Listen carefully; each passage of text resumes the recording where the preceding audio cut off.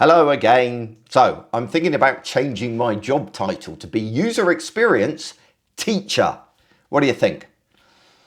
Yeah, all right, it's a kind of stupid idea. However, I do spend a disproportionately large amount of my time educating people about user-centric approaches. And to be honest, I think you probably should be doing the same. And that's because teaching user experience best practice provides you and those you work with enormous benefits. I guess the most obvious of these benefits is for in-house teams. Typically, in-house teams are massively under-resourced and can't hope to be responsible for the entirety of the user's experience. In such cases, the only feasible way to improve the experience to any significant degree is to inspire and educate others in the organisation to improve the experience in their areas of responsibility. It's also the only way that you're going to change organisational culture to be more user-centric. So if you're frustrated that your organisation doesn't care enough about user needs, you've got to become an educator. However, many of the other benefits that come from being an educator apply to everybody, whether you're an external agency, a freelancer, or work as part of an in-house team. For example, a well-educated stakeholder makes better decisions, which in the long run leads to fewer debates, faster decision-making, and better digital services. Teaching others also establishes you as an expert in the minds of others.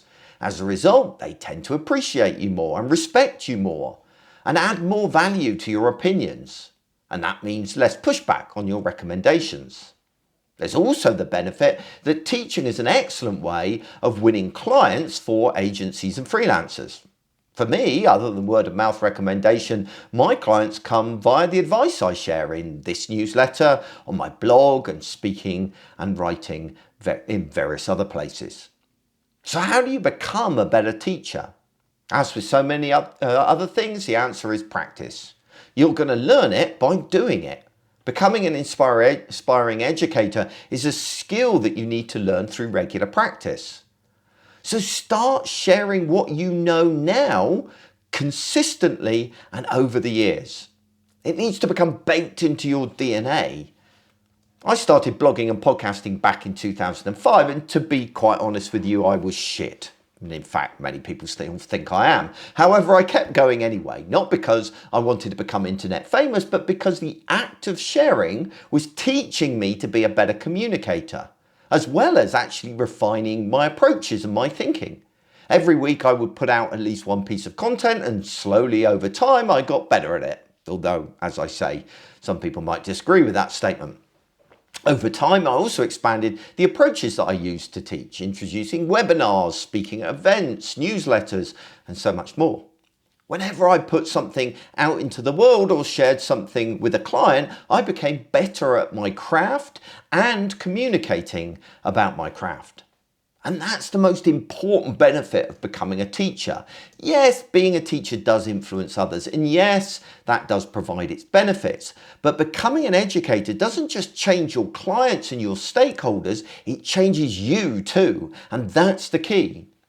When you're teaching, you have to think about your approach and your reasoning and why you do what you do. And that challenges your thinking and deepens your insights. And as a result, you learn through teaching and also become a better communicator. Many people are put off of sharing what they know because they feel that they don't know as much as some other experts out there. In addition, they feel intimidated by those experts and what they see them posting online because they're more experienced and they've been doing it longer. But really, that's missing the point. Sharing your knowledge is about you growing and learning. You won't get that in the same way by just reading what other people say.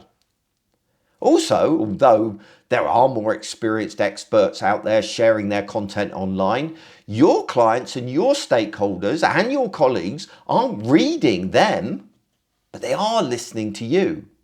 So take that knowledge of those experts and present it back to those around you, tailoring it to them and presenting it in your own voice so you can learn and absorb that information and benefit those around you.